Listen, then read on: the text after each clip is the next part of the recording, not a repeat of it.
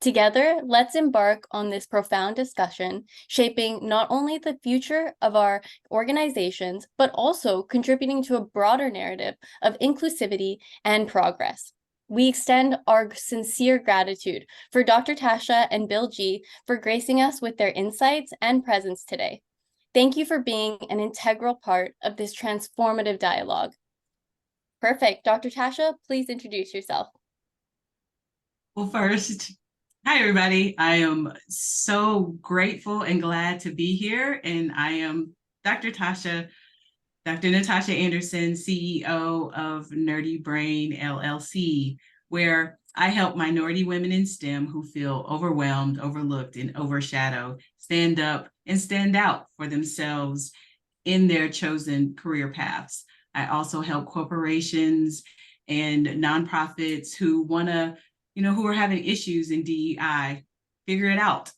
So that's my whole platform, and it's what I do, it's what I love, and it's who I am. And so really grateful and glad to be here. Thank you, Nadia, for having me. Of course. Bill G, please introduce yourself. Oh, Nadia, thank you so much for having me on this webinar. I am Bill G. Williams. I'm actually the president and the principal of a boutique leadership development firm based in Toronto, Canada. Although I travel the world helping people with their leadership development, their organization development. I do a lot of executive coaching, and I also do some team building and some team spirit events. Finally, I'm the author of my first book, Electric Life, 12 Micro Steps to Pay Attention, Be Brilliant, and Go Deep. Nadia, I'm thrilled to join the conversation, and Dr. Tasha, welcome. Thank you so much. Welcome, both of you. We're so excited to have you be here with us today. So we'll start it off with Dr. Tasha. Dr. Tasha, let's get right into it today. So how do you think we can continue? How do you think that we can create a culture of continuous learning with our organizations to further DE&I goals moving forward?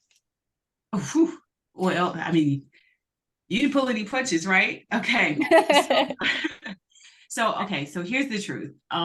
It has to be intentional, right? If you're going to talk about creating a culture of continuous learning, especially around DE&I, you have to be intentional about doing it, right? So it has to be embedded. It has to be, you have to really think it through, right? So it can't be done haphazardly, right? You can't sort of fall into DEI. You can't sort of let's just bring this thing in here. You have to really be intentional about doing it. You have to listen to your people. You have to look around. You have to take surveys. You have to really think it all the way through. It can't be a top down. It can't be a bottom up. It has to be really thoughtful, right? So it has to be an openness. It has to be inclusive. It has to be all the things. It's not easy, right? It's not an easy thing to do, which is why a lot of people don't do it well. Wouldn't you say, Bill?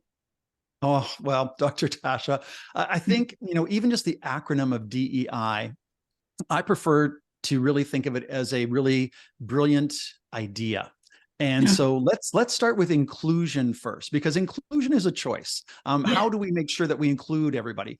Then we can look at our diversity, and diversity is a fact. We can actually look at the data within our organizations if you're tracking that data to make sure that you're on track.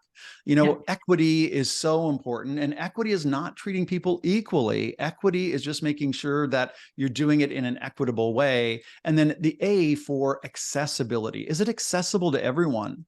And, Nadia, when I think about this question, you were talking about a continuous learning environment. So for me, for continuous learning to actually happen, psychological safety really needs to be in place. Something that I talk about. Yeah, I mean, Dr. Tasha, I can see you joining me here in this conversation. So go ahead, and then I'll talk about my next point. Go ahead. Yes to all of that. I mean, and I think you're actually right when you say you have to start with inclusivity, because I can't see where you could start any place else, right? It is the place to start, right?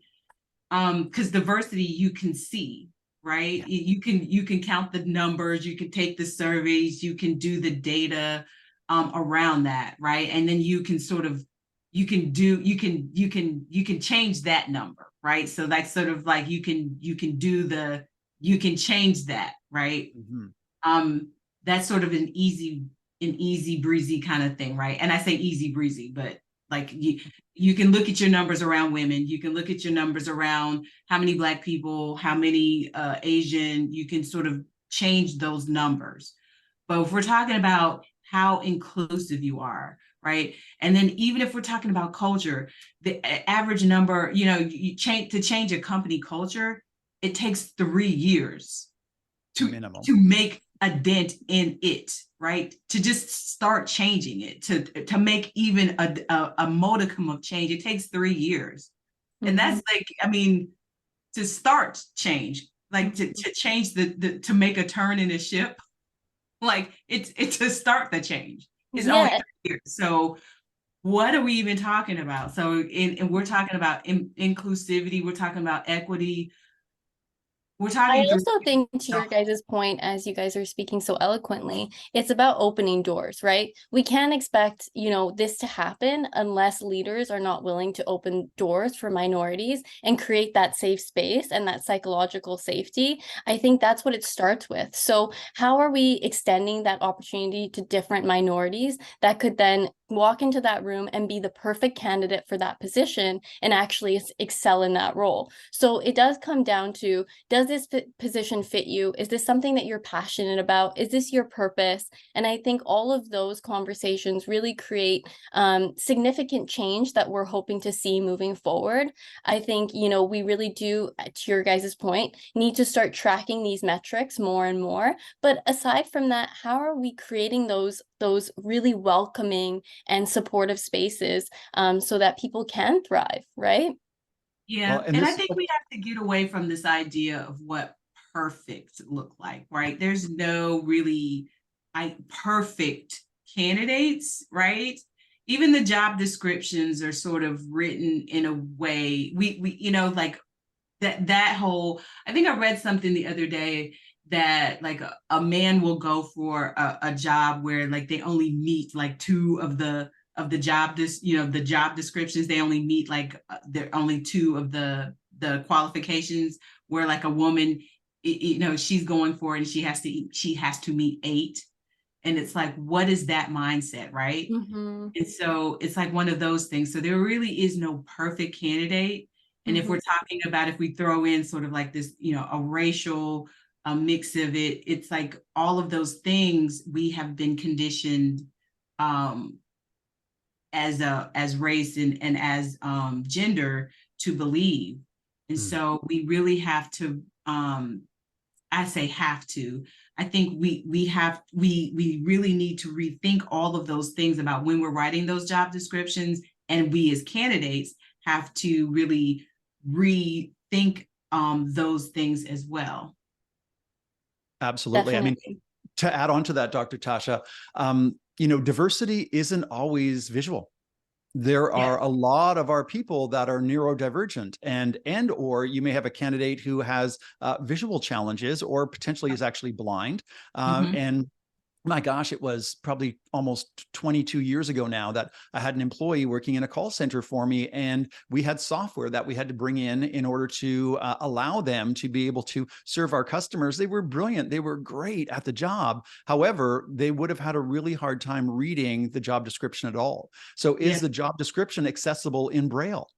You also, my fellow members of the 2S LGBTQI plus community wouldn't necessarily be visible to people. You may or may not be able to identify on the call today until I'm telling you right now I'm gay. Yeah. But you wouldn't know that. And if it wasn't safe for me to be gay in your work environment, I'm not going to be there. Accessibility, even looking at, infrastructures within cities. If I'm coming to you in a wheelchair, is the building actually accessible to me? Correct. Right. So there's so much that's there. So from a continuous learning perspective, Nadia, back to the sort of original question, the other thing that I invite organizations to do, and to build on Dr. Toshia's point, perfect, I encourage people to celebrate miss-takes. And I hyphenate the word intentionally to really draw attention to the word itself, because what I'm looking at is, the best example, I think, Nadia, is my phone, my smartphone. I use an iPhone, and I hold it up and I ask people, what kind of smartphone am I on? And they'll say an iPhone. And I'm like, yeah, but no, I'm actually on an iPhone 11. The titanium i15 is out now. And could we imagine if the team at Apple never released an iPhone until it was perfect. The iPhone 15. Is iPhone 15 even perfect? I don't even know. I don't have it yet. But the point being is that we need to celebrate those mis-takes. And Dr. Toshia, I'd love to know your perspective on how do we help people learn to apologize? And so I think that a lot of times, when we have biases and unconscious biases, and we learn, if we will, continuous learning by making mis-takes. And what that might mean is like, oh, thank you for bringing that to my attention. I didn't realize that saying that I used is actually based in racism. And I had no idea how many things that people say on the daily are actually going back to a racist term or statement. So Dr. Toshia, I mean, it's a side question, but what do you think about apologies? Again, one time, back to Einstein. So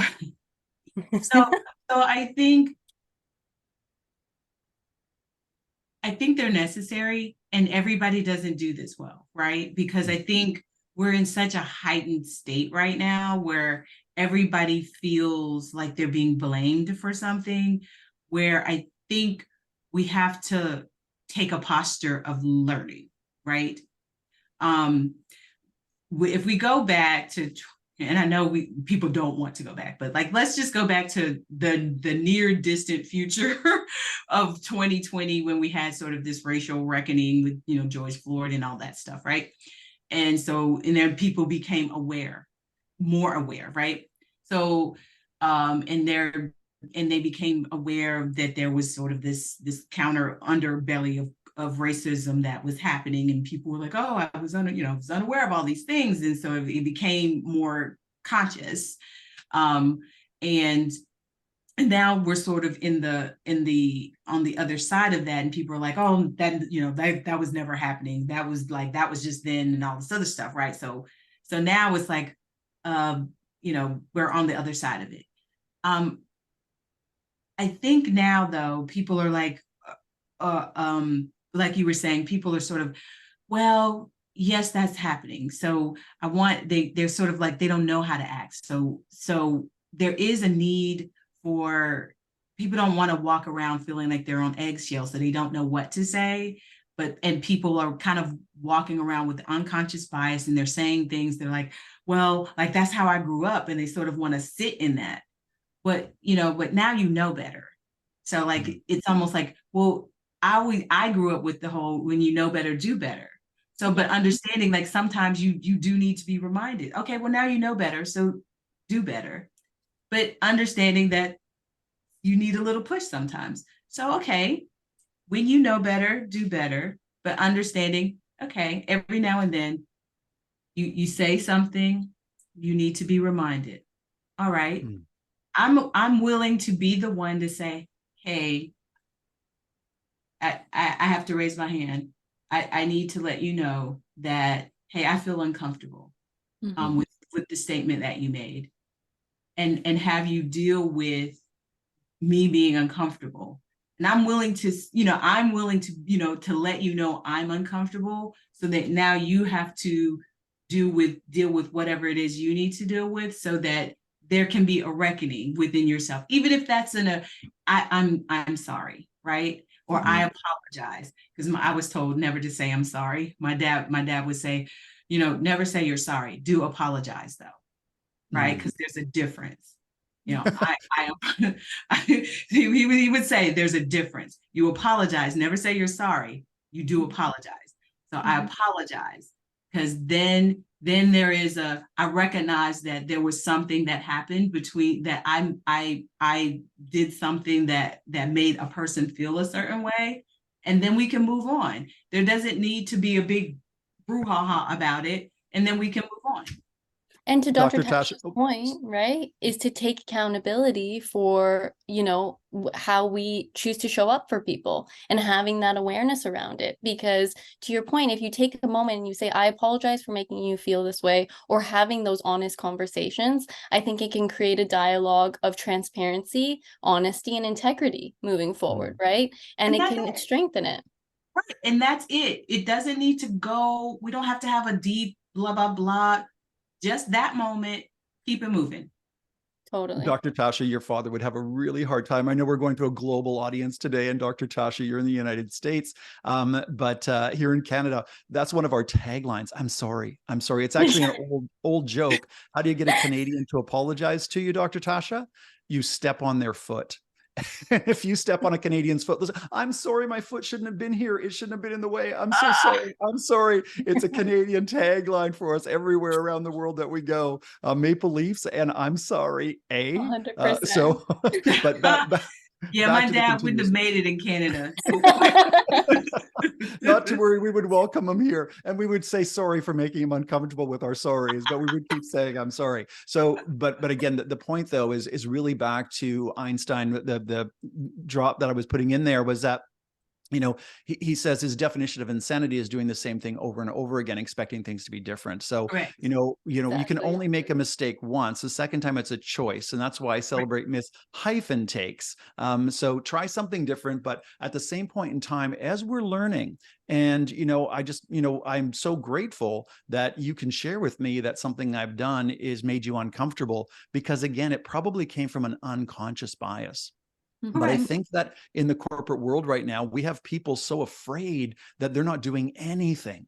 And so because they're afraid of making a mistake and then living in the cancel culture. So for me, unconscious bias isn't a reason to cancel somebody. It's a reason to educate somebody and make sure they're clear on how what they did was wrong, where that comes from, and why it's wrong, but that we all are on a continuous learning journey. And so please anchor that, learn that. And yes, Dr. Maya Angelou is my signature of any email anyone sends me. Do the very best you can until you know better. And when you know better, then do better. Every single day, you can do better and better and better. Maya Angelou is so extraordinary. She's been such a huge inspiration to us launching Empowering Diversity in March, obviously. And on my LinkedIn, I even have, people will forget what you said. People will forget what you did, but people will never forget how you made them feel. And so I think being gracious in that and making sure that we are aware of how we're making people feel and how we are supporting them, I think is a beautiful testament to end this question on. So we'll dive into our next question. Thank you. Wow. Such incredible insights from the both of you. This is such an enlightening conversation. So, I'll throw this to Dr. Toshia. What strategies can organizations implement to ensure that diversity in leadership is not just a checkbox that they're marking, but a meaningful and inclusive practice that they're implementing today? Oh, Lord. I think what they need to do is, I think leadership has a responsibility to ensure that diversity. This is a hard question because there's so many things that they can implement. But I think mentorship is key. I think sponsorship is I think it's actually a responsibility, and how they do that is really, there's just so many ways they can do that, but I'll start with mentorship. So I think they should have a solidified and codified mentorship program at almost all the levels within the business. I think there's nothing, and they should really think about how they do that, right? Who is a part of the mentorship program? Not just because you're in a leadership position, but who's qualified to do it, right? Who they should have a mentorship program. Maybe that's someone who comes in from outside, who is who does mentorship work, and takes these mentors through a program, and then they mentor those folks who has seen or who has mentorship qualities that they've seen over time. And then there's a qualified period of time where those people then become mentors. So it's going to take time for it to happen, but I think that's how you have to do it, because it's too important, right? There's too many people who call themselves mentors, and those be the main people who become tormentors. Honestly, Yeah. there's too many people who like, who was Totally. like, yes, my mentor. And you're like, are you sure? Yeah. You're doing? You know, maybe, but honestly, I mean, I think I have stories. Bill probably has stories. Nadia, you Yeah. probably have stories where it was Yeah. like, yeah, I think she thought she was mentoring, or he thought he was mentoring. It's just like, I don't know. I don't know. So Yeah, I found the honestly, truest mentors are very gracious with their time. Like right. even like how they find the time, you don't know, but they do. And so I think it's like, setting the right expectations for people. Bill, I know you're an incredible coach. I know I saw Bill at the Art of Leadership, and I will commend him because who Bill is on that stage is who he is off that stage. And I tell that to him all the time because I think, at that conference, we are advocating for leadership in action, right? And so Bill, you're great at coaching, supporting people, creating those safe spaces. So what do you think is your secret sauce that kind of allows that to happen? Oh, and can I add something before Bill answers that Yeah. question? Along with mentorship is there has to be a level of accessibility and transparency along with that I Yeah. think are really, because the two go together, right? You can't, it's like if you're going to have a mentorship program, leadership also there has to be a transparency up and down the line if you're going to do that kind of work. So it can't just be this whole mentorship clouded in secrecy and you don't know what it's like. It Right. just doesn't, it's not going to work. So Yeah. anyway, so I just wanted to say that if we're going to do it. But No, that's a great point you made. Thank you for speaking up and advocating for that because I think that is a critical part of mentorship. It's how are you being transparent and honest and truthful about how you're showing up for people, right? yep. And so if I can jump in then, Nadia, I have to acknowledge as a privileged, 60-year-old gay white man who's had a lot of history in business, started off as a banker and worked through multiple different industries in my career in talent development and leadership. But I think the very first step really needs to be an assessment and really looking at the environment that we're in and the environment that we choose to play in, if you will. Nike was a great example of this. Initially, they were really targeted towards professional athletes. And then they realized that that's not who's buying our shoes all the time. The people that are really, we want the athletes to wear them to represent the brand, but our true customers are really, the inner city kids that are running around wanting a pair of Nikes. And so really, look at your environment, see where you are vibrating right now with your customers and also with your employees. And I think the very first step to take, because it is a long journey. We're, as you saw, Dr. Toshia at the beginning, you were like, I don't even know where to begin. So where would I begin? Not that they have been a perfect example either, but I would take a look at the work of organizations that have a lot of ERGs. So get some really good executive sponsors and make sure that they understand IDEA, inclusion, diversity, equity, and accessibility, and start by having some employee resource groups. But the thing that I think is most important about those employee resource groups is that they must be inclusive as well. Every one of those ERGs must have a plus sign at the end of it, because otherwise it looks like it's just women, if you will, if we wanted to go by gender right now. And it's just women that are, how to elevate women. And I do also host the Art of Leadership Women. And that event is not about, for women. It's about women and elevating women into the leadership roles we know based on the triple bottom line makes a difference in business. And so, we're talking about employee engagement, we're talking about profitability, and we know organizations that have diverse senior leadership teams do tend to do better than their counterparts. So, if you want to make a micro step, if you want to start something small, have those employee resource groups. Make sure that they do have the plus at the end, because that means that their allies are welcome to be there as well. And so men can be a part of that group because they're now opening doors, not necessarily from the chivalry perspective, but they are making sure that they're sponsoring women into more senior leadership roles. Diversity, that we represent the communities that we live in and that we've got equal representation of our employees, but it does take time. So if mentorship isn't there yet, then bring in coaching as well. and have some people coach, and also have some safe places for people to have those conversations so that they can really talk about, how do I elevate my voice? If you remember back to Barack Obama, when he took over the White House, a lot of the women were like, hold on a second, we need to hold space for each other. And so as Dr. Toshia was saying, and then reiterate what that idea was, because when we see it, we can become it. And it is a cliche, but at the same point in time, we need to find ways to make sure that there is representation of all peoples, so that we can truly not just be a checkbox. You can see it's a checkbox where, the one example that I love to share with people is that, the 1st of June every month, every year, the pride flag goes up on every corporate logo. Every corporate logo becomes a pride flag, or a progress flag, as we call it now, because of trans people being included. And, that's great. Thank you for the month of June. But what about the rest of the year?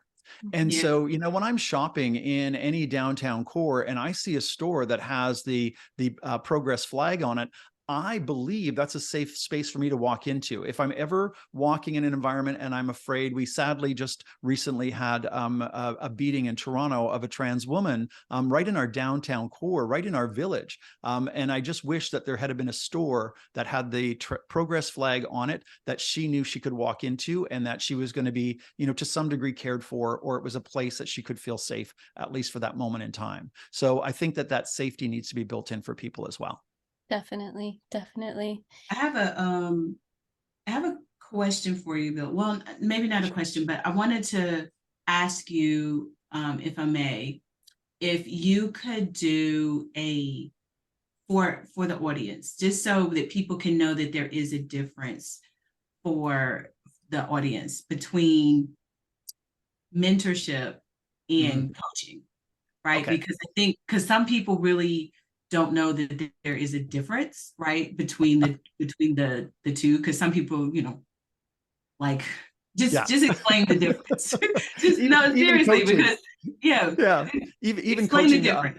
For a lot of people, because there's the coach that is, if you will, as myself, an executive coach that they hire, who doesn't work for the corporation. But then whenever you're in a people leadership role, you're constantly, or should, a good leader is constantly coaching their people all the time.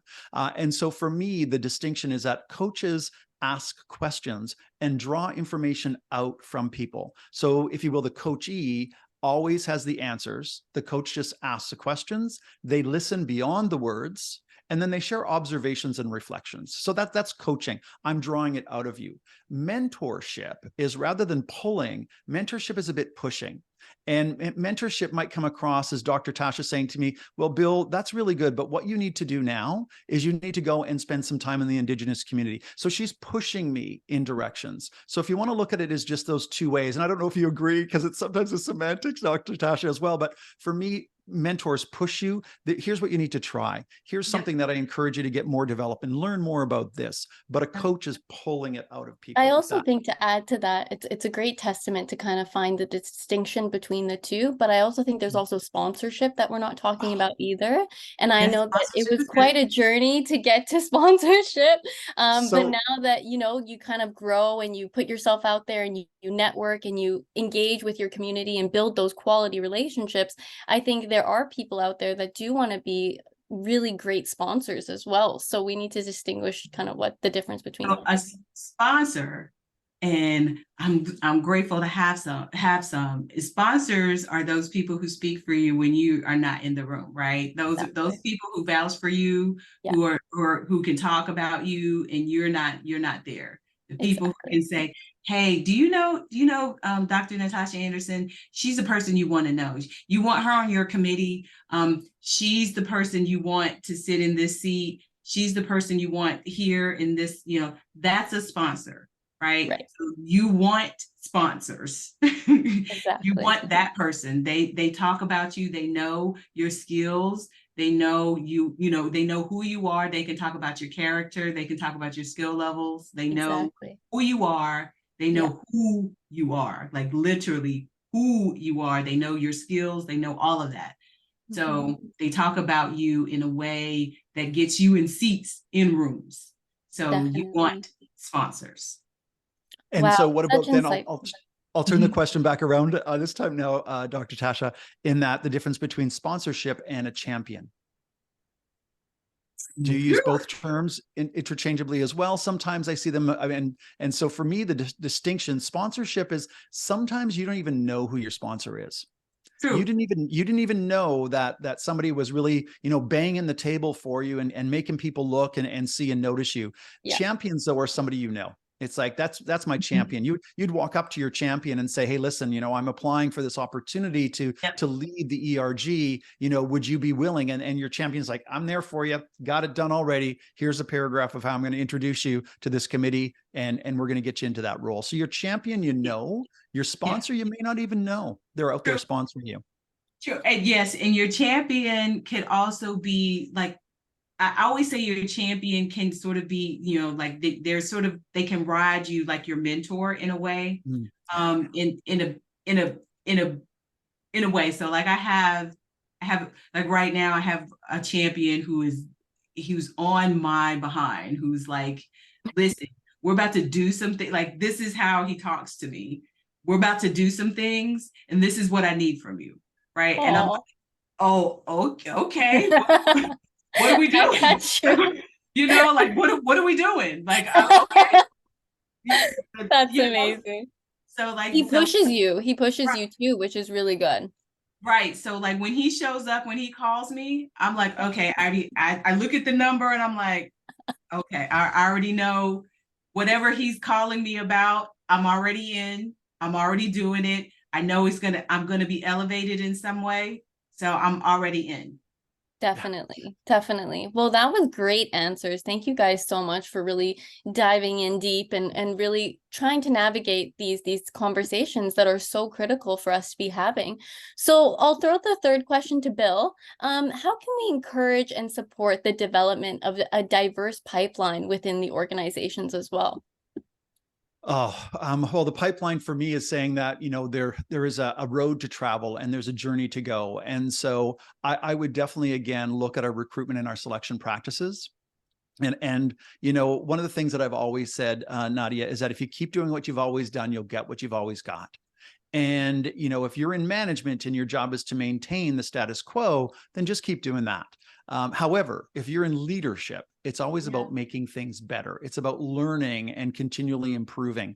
And so I would look at your recruitment and selection processes and see, how can you change those up? How can you begin to start attracting people into your organization that are purpose-driven, that understand why you're doing what you're doing? And, back to Simon Sinek, start with why, right? I mean, everybody knows what you do. Most people know how to do what you do, but do they understand why you're doing what you're doing? So I would really invite organizations to start looking at their pipeline and really begin to do some significant succession planning, but even at the entry-level roles and positions, and really begin to bring in a broad, diverse group of candidates, and really be hosting things that are going to attract those people. And this can be done by both a small business, a medium-sized business, and huge corporations should be doing this as well. But then I would also be doing some audits, if you will, around who are you? We used to call them 2IC. Who's your second in charge, if you will? Second in command is the old military term for it, where it originated.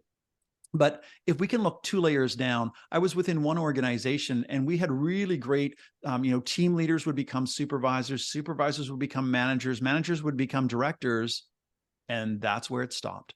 It was almost impossible for anybody to cross the chasm from being a director into a vice president, never mind an SVP, an EVP, and then the C-suite, if you will. And so I think we really need to look at the whole pipeline and get a lot of really great candidates. And again, when we see it, we can become it.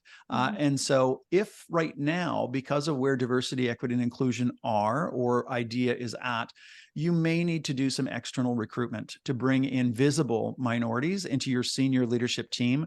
They're out there.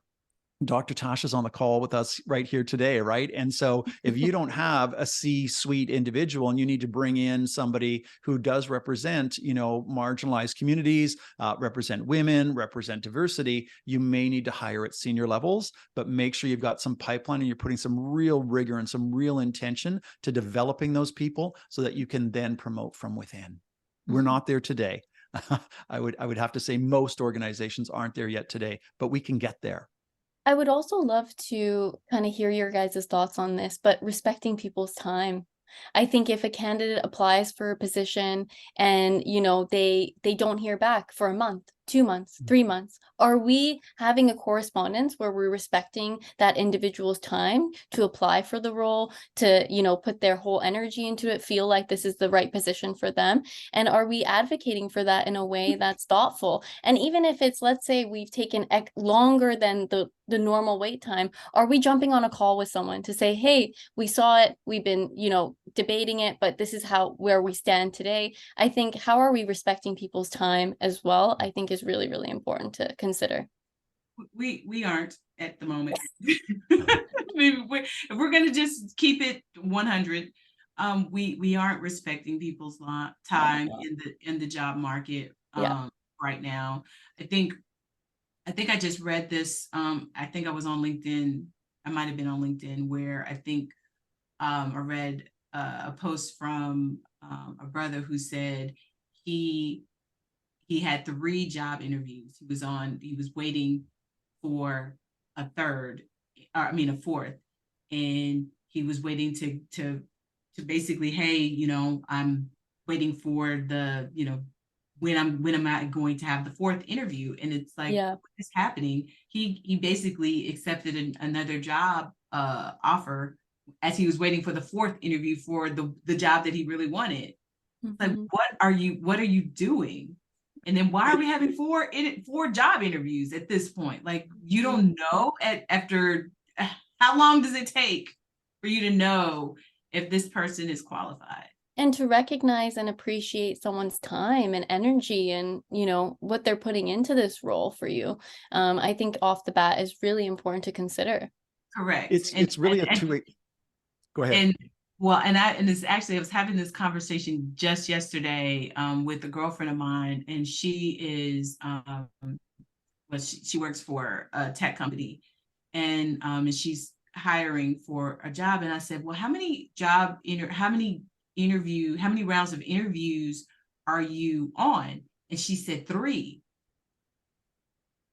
I said, ma'am, when are you making a decision? And she goes, and I said, what are the rounds? And she was like, well, you know, they met with me, then they met with my team, and then they have to do a pitch. And I was just like, okay, and then what? Like, what is happening after they do the pitch? And she goes, well, then they have to do one more interview with my boss. Oh, wow. Wow. What in the world? I was like, and then what happens after that? Well, then they meet with me again. Yeah. I was like, ma'am, they're going to be gone after that. They're going to be gone after that. Yeah. And she was just like, well, I know, we just want to make sure that they, you know, they're the right fit for the team. They're going to be gone after that. And Dr. Tasha, don't you think that diversity drives innovation? So when you do have a more diverse group of people on your team, that you gain such valuable perspectives and insights that you would not otherwise. So how can we kind of create those opportunities for minorities to get in the door and get those positions and prove themselves in those roles in a way that, you know, they feel integrity and they feel respected? Yes, to every single word in the sentence that you just said. But after it gets to the point where they stop feeling respected, and it moves into feeling disrespected. Yeah. Right. Because what does it take? Like, what is it I'm missing in this job, as I move further into the job interview rounds to sort of make it through the hump? And it's not, and what I'm learning is really not the candidate. It's the process. It is the process. Yeah, definitely. And so, I mean, just to bear another counterpoint to this, I'm hearing a lot that it is quite a bit of a two-way street. And so number one, if that's the way the organization or the corporation is treating you, pay attention, because we're just dating at this point in time, if you want to use that analogy. And if that's the way your date is going to treat you, they're not going to get back to you. They're not going to let you know the process up front. It's not going to be transparent. Pay attention. That's probably not the corporation for you to be working for. You probably want to be applying somewhere else. Now, the second thing, though, is be aware it's a two-way street, in that I'm hearing a ton. I've got a couple of my close clients are in the recruitment field, if you will, and they are telling me about candidates not even showing up for interviews. True. Yeah, they're not, the candidates are, they've called, they've booked the appointment, and then the candidate no shows for the interview. And so that's, disrespectful in both ways, right? We are human beings, and that's how we need to treat each other's and have that mutual respect back and forth. So it's, definitely a challenge, but for sure, Nadia, diversity definitely makes for the most innovative teams, because we have new ideas of how we can do things based on our own backgrounds and upbringings, which has nothing even to do necessarily with our race. It's just diversity of thought. I've always said, if you and I have the same thought, one of us isn't necessary. How are you adding value to my idea? How do you allow me to add value to your idea? Or is it just your idea and that's it and that's all? No, I want to be able to add value to your idea. So do we create that diversity of thought amongst our communities and with our groups as well? It's the best way. It's how innovation moves things forward. When you get a diverse group of people in the same space, right? And you're talking about different, you're talking about the same idea, but you get different people's perspectives, and you give them the freedom. Mm-hmm. That's the other thing. You give them the freedom to the autonomy and the freedom. Right. Totally. Right. And there's no wrong answers. Everybody can, and it's, hey, what about this? Right. Or have we thought about it from this perspective? Or, like that kind of free thought can just, I love that. Right. Mm-hmm. It was one of the best. So I'm an engineer by trade. Right. And so one of the best things that came out of, having a free thought moment is just being able to, use your vast experiences and come up with something just innovative and, just being able to bring that together with other people and their experiences. And just, that's where magic lives. Right. Mm-hmm. And so you can circle it and put it together, like his thought, her thought, their thought. And we can say, okay, this is where it is. And it's just the conglomerations of all these people's experiences. And we say, we're going to do that thing. But what I love, here's another metaphor for you, is to think about a fruit cocktail versus a marmalade.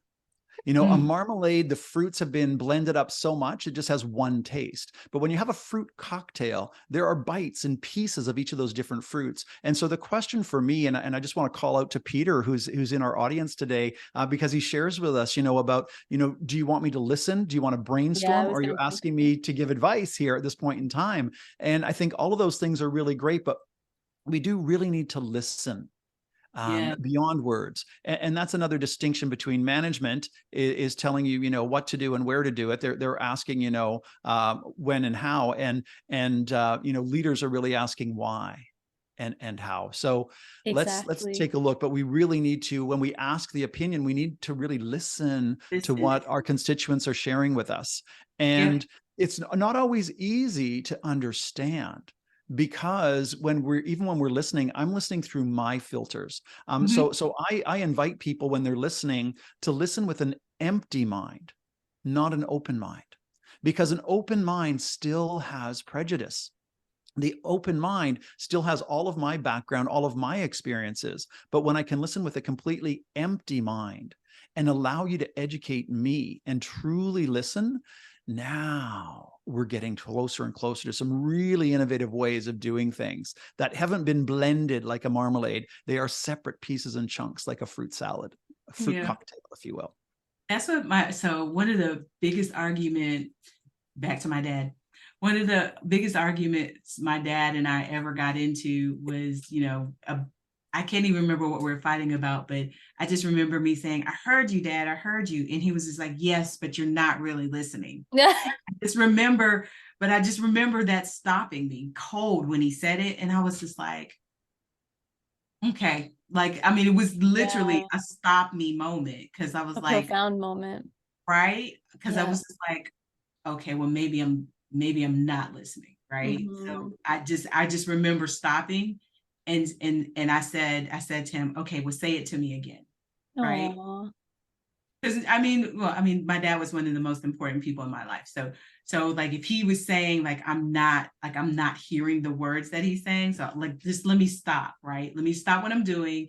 And so I hear what you're saying, Bill. So And I think it comes back to we can say that these leaders should implement these types of, thoughtful considerations when they're coaching people, or, being a mentor or being a sponsor. But I think it comes back down to supportive environments, right? Because if a minority or a woman or anyone with a diverse background can kind of feel that support in terms of, hey, I got you. Even just saying, hey, I'm here to support you. Bill, you say it to me all the time. You always, I'm here for you, and it's like, just but it's hearing being that. intentional about it too. Yeah, It's support is one thing, because people can think they're being supportive, but it's being totally. intentional about it, because it's the intentionality behind that support that makes the difference, right? Exactly. So Nadia, when Bill says he's being supportive, that there's an intention behind that. So when And action. And and action. right? So intention and action. So it has to be it's a both and thing, right? So Exactly. when organizations are saying, hey, we support DEI and belonging, right?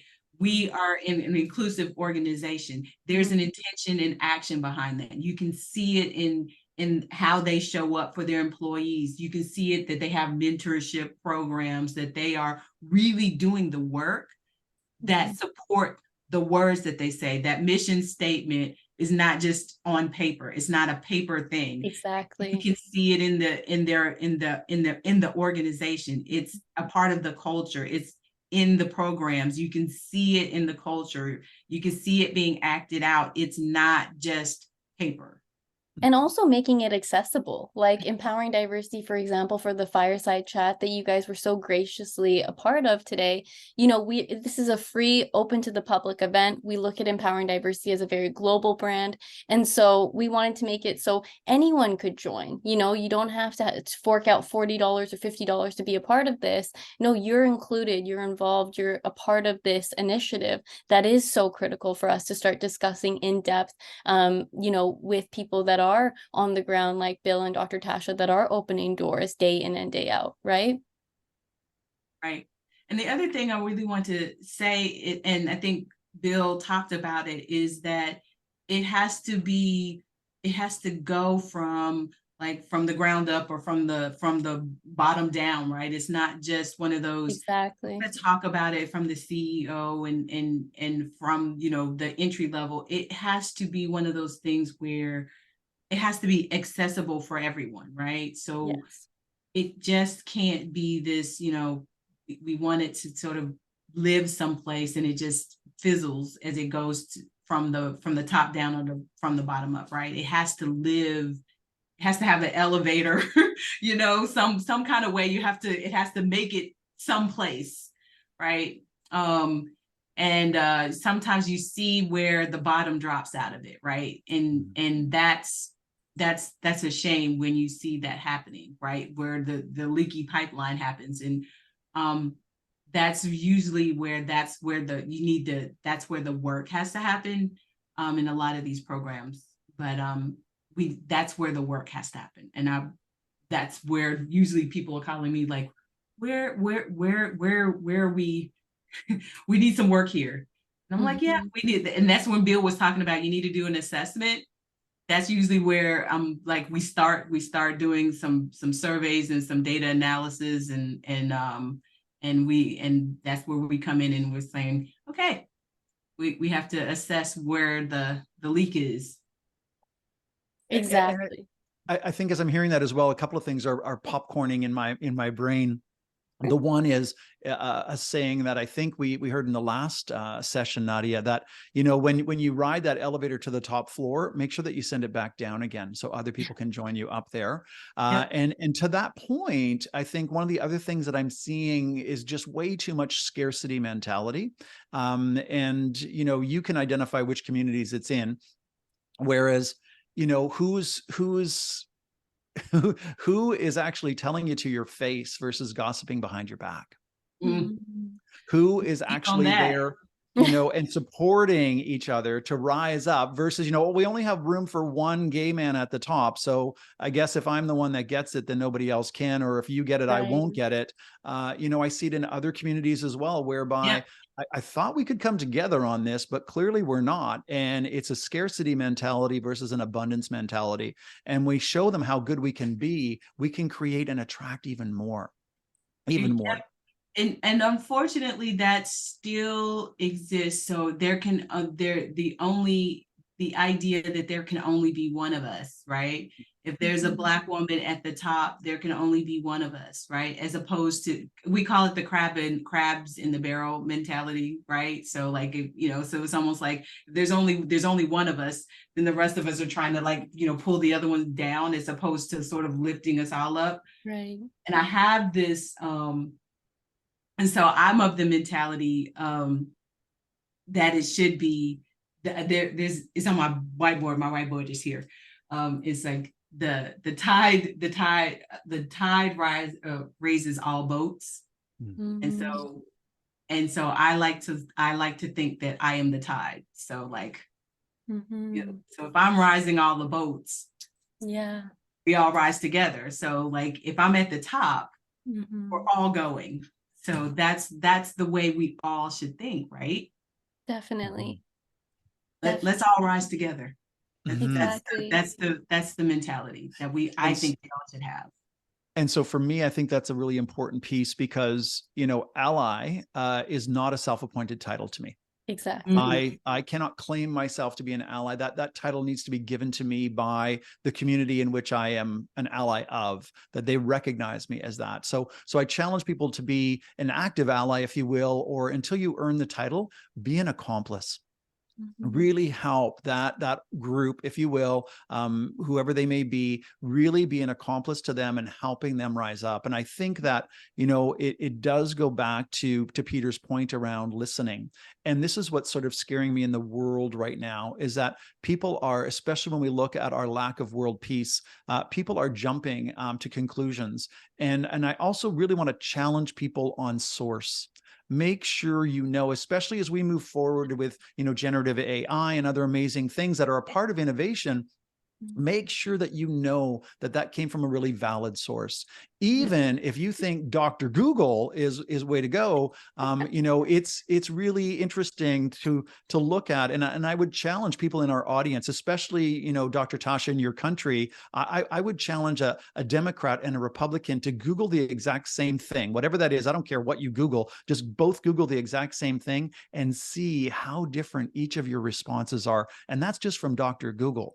Never mind if AI gets involved and all of a sudden, you know, we have people just like our actors strike that we just had with SAG, in the fact that, you know, it was over whether or not they can use AI in order to do that. My audiobook just came out, and, you know, there's no way I would have allowed an AI bot to read my book. It probably would have been cheaper, but no, I mean, these are jobs and opportunities and roles. So it's very complex still. We're just entering into this stage, but I really challenge all of our audience, before you make a decision, before you make a judgment, check your source, make sure that you're going a couple of layers below, but that you really know it's valid. I would also like Agreed. to add as well that inclusive networking is really important. So how are organizations creating those opportunities for professionals to grow personally and professionally in their you know, organizations, in terms of creating those clear pathways for people to build their own networks out and get to know different types of people and challenge themselves in profound ways moving forward as well. I agree. I think I want to say there are ways in which you can build your own networks. I don't know that I would rely on like my business or my my job to build my network. Of course, network with your folks, right? The folks that you work with. But I would make it my business to build my own network. One of the things I learned as a businesswoman is that I am responsible for my own career, right? Yeah. You are definitely, so you go out and network, find other people who are, doing the thing you want to do, network with them. If you're an engineer, if you're a businesswoman, find business networks and professional business networks and do that. Join them, do the things, network however you network. And I know people I'm an introvert, and there were introverted business networks. do network however you network, right? Trust me, there are ways to get it done. Like, don't go to 50, go to 5. Like, do it how you need to do it, but network, right? Take ownership. And join those and build your network so that you have it. And then, find your mentor, and then find your sponsors or have them find you, and then get your champions and do what you need to do so that you can have your network when such time arises that you need them. Exactly. Shameless book plug. Porter Gale is her name. Gale is her last name, and her book is called Your Network is Your Net Worth. Correct. And so if you're in business, then absolutely you want to take a look at that book and see how you can build a network that's really there to support you and celebrate you every single step of the way. I don't know. I heard somebody might have a win jar in front of them today. So maybe you can flash that for us, Dr. Tasha, and let us see your win jar. Because I challenge people to don't have a to-do list, have a done list. And when you've got a done list, what done are you most proud of? And put that win into your jar of wins, Dr. Tasha. I love it. Exactly. Well, this conversation has gone by so incredibly. I'm so ecstatic to have both of you here join us for our second webinar here in our fireside chat, charting a course for an inclusive tomorrow. And I think we've done just that. We've really gone into a deep dive in terms of how organizations can start to implement it, how employees can start to think about things, how diverse groups of people can start to approach these conversations. And, with just a few minutes left, I'd love to give the stage to Bill G and Dr. Tasha for their final thoughts, and then I will give mine. Well, I guess you said my name first, so I'll go first. Final thoughts. Celebrate the miss-takes, do something, be an active ally, be an accomplice, get out there and do things. It's okay if you make little blunders, but, educate yourselves. It's after George Floyd, Dr. Tasha, you mentioned that in 2020 and how it really sort of, burst this issue back into an amazing platform for us to really begin to make strides against. But it's not up to our friends in the Jewish community or the Palestinian community or the Black community to educate us. Educate yourself, do a little bit of work, check in with people, ask different perspectives, listen way more than you talk, and just see how can you make a difference for someone. And you might be surprised that the smallest behaviors can have the biggest impacts in helping other people, really rise up to where they should be. So I guess in a word, if I was looking for what do I look towards the future, I do look towards a future with hope, and not to be all miscongeniality, but I would love world peace for Christmas. So that would be amazing if you even celebrate that. But back to systemic racism. Why is it all of our statutory holidays here happen to be Christian holidays? Where are we getting our recognition days for Indigenous holidays and different faiths and their holidays and different communities and their holidays? So, we still have work to do, but I do have hope, everybody. If nothing else, thank you so much, Nadia, for having me on the call today. Of course. Dr. Tasha? I will be brief. I think I ditto everything that Bill G said, but I will say this: we do have a lot of work to do. DEI is not dead, right? It's still alive and well and kicking, and we still have a need to raise it up and get it done, right? Exactly. It is still here. I will still continue to do that work as long as I am breathing and there's breath left in this body, and as a Black woman in America, in the world, as a part of the global majority. I feel like it is my purpose here in the world. And on that testament, Dr. Tasha, we are so grateful to have you and Bill G join us today for this thoughtful conversation. Please stay tuned for Empowering Diversity and what's to come next. Subscribe to our newsletter and make sure that you follow Bill G and Dr. Tasha on LinkedIn to stay connected. We're so honored and grateful to have both of you join us today, and we so look forward to more conversations with you in the future. Thank you, everyone who participated today, and rest assured it will be on our YouTube channel as well. Thank you.